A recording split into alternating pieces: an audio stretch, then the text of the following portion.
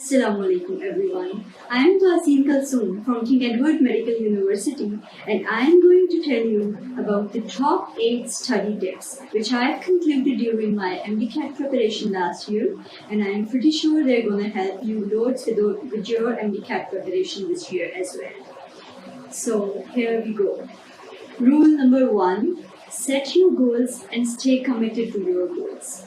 So what I mean by this is, and what I suggest is that before you start formally preparing for your MDCAT, sit alone all by yourself and ask yourself if you want to do this or not.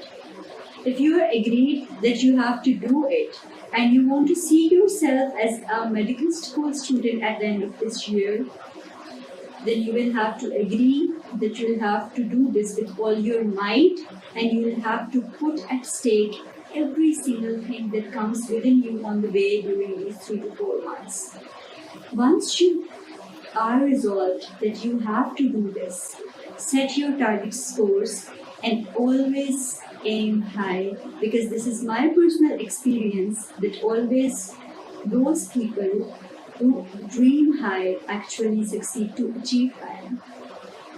Mark your target score, and what I did was, and you can do as well, is to write that target score on a clear piece of paper. Hang that piece of paper on the wall in front of your bed or your study table, so that every time you wake up and every day you go to your study room, your goal is right in front of your eyes. And once you do this, it helps you work harder and harder every single day, getting you nearer and nearer towards your goals, inshallah. Rule number 2, stay healthy. What I mean by this is that you should have a minimum of 6 to 7 hours sleep every day. You have to keep yourself hydrated and you have to eat healthy. You have to take care of yourself and your body, because we have been listening this since long that a sound body has a sound mind. But I fully endorse this today when I have to tell you about what to do to prepare for the MDCAT.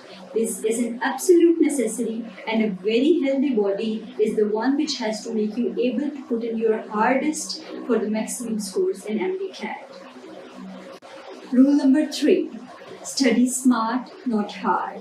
What I mean by hard study is to go extensively from page number 1 to page number 256 of the book in round 1 of your session, and going all over again to the page number 1 to the last page in the round 2. This is not the way you are going to prepare for your MCAT. What I mean by smart study is to point out your weaknesses at the first place. Mark all the topics you're weak at, struggle comprehensively at the topics you're weak at, struggle for them, and ultimately overcome your weaknesses to get on the right track.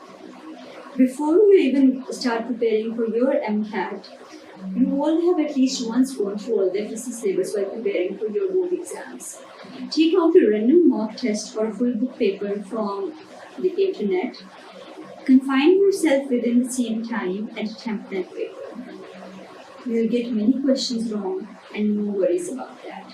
Take a piece of paper and write down all the topics you were mistaken at in that specific paper.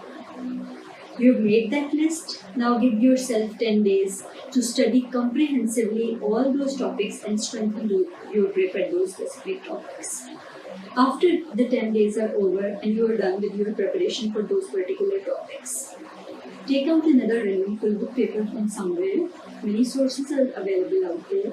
Do that paper again.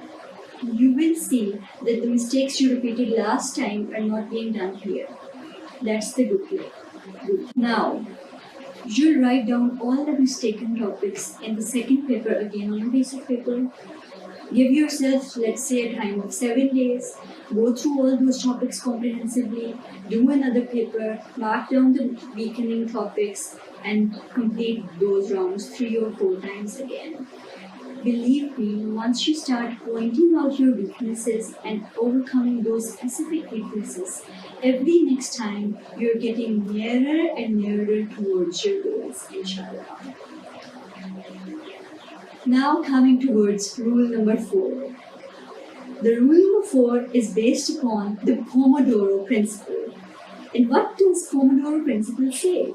According to Pomodoro Principle, studying in long extended periods of times is far less productive than timing out your study sessions in smaller intervals with small 5 to 10 minutes pieces of break in between each study session.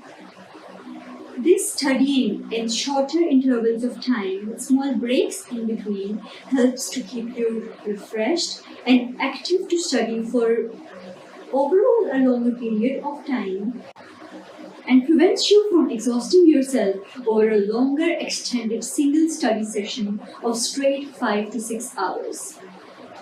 For using the Pomodoro technique and during each study session, keeping yourselves from the distraction you're getting from your phone, Facebook notifications and Instagram, I have used the applications, mobile apps such as Tide and Forest. These two apps are my absolute favorite and they've helped me keep a track of my study sessions during my MDCAT preparation last year and avoid distracting myself from phones as well. Pomodoro technique is absolutely a wonder and you have to give this a try because it did work for me.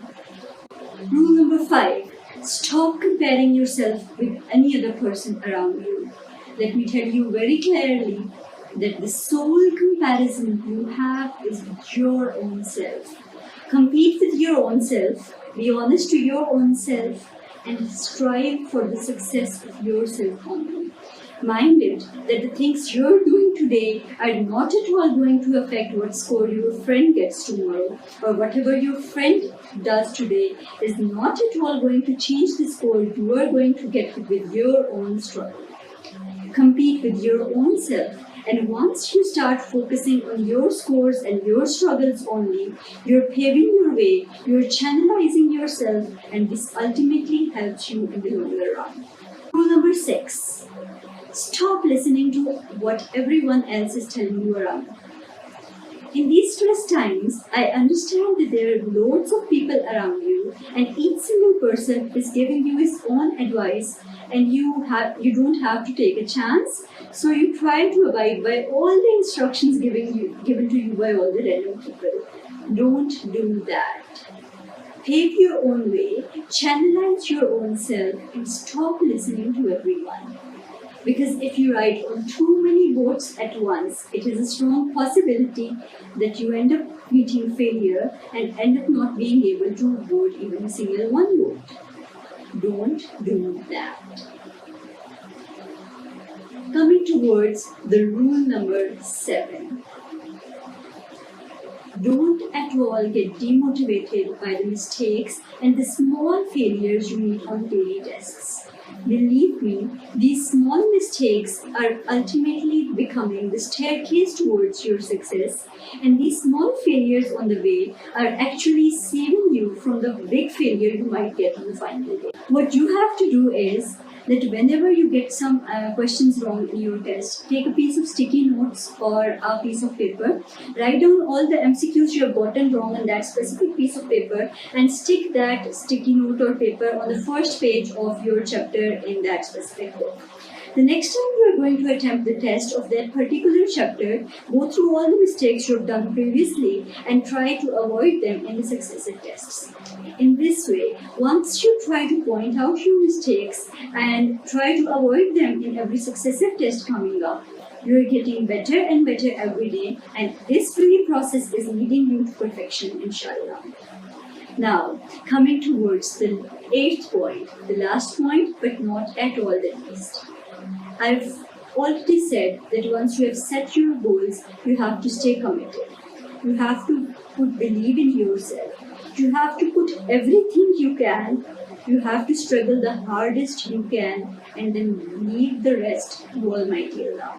These are the 8 rules I have deduced from my personal experience in MDCAT 2019 last year, and I'm sure that if you follow these rules, stay consistent, stay committed to your work and have faith in Almighty Allah, nothing at all can keep you from getting a seat and scoring well in MDCAT 2020.